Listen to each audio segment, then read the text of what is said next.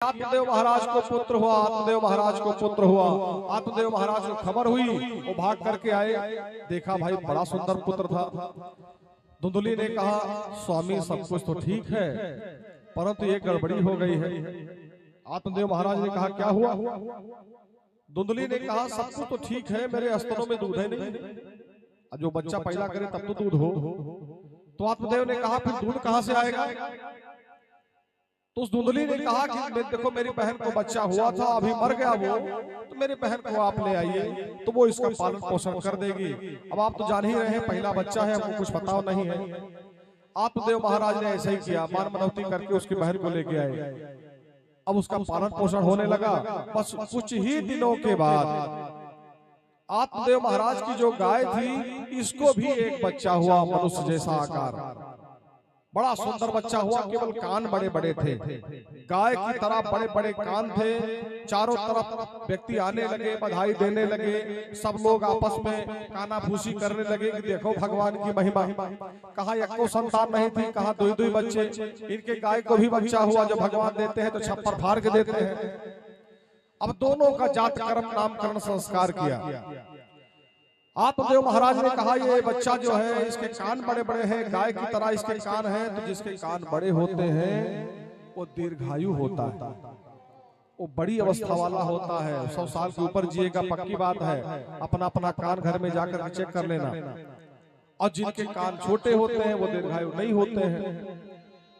तो आत्मदेव महाराज जी बड़े प्रसन्न हुए और नाम रख दिया उसका गोकर्ण।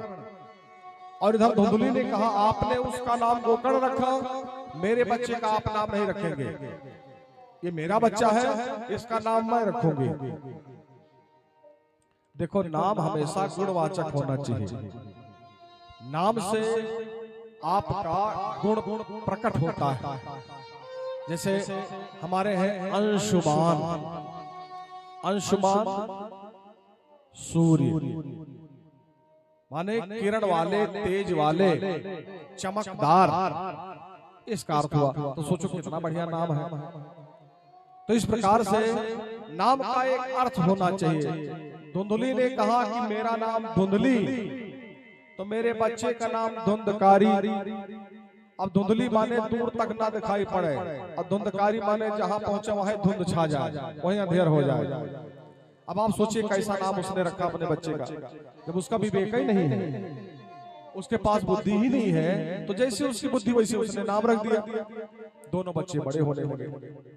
धुंधकारी बड़ा ही दुष्ट निकला, बड़ा ही पापी था, बड़ा ही नालायक निकला।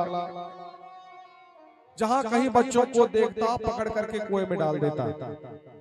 सारे लोग परेशान होकर के आत्मदेव महाराज से शिकायत करते, महाराज आपका ये जो बच्चा है धुंधकारी, इसने हमको बहुत परेशान कर रखा है, हमारे बच्चे को गायब कर दिया। आत्मदेव महाराज जब उसको डांटते तो धुंधकारी अपने पिता को डांट देता, डपट देता कि आप बोलिएगा नहीं तो बस आपके ऊपर हाथ उठ जाएगा।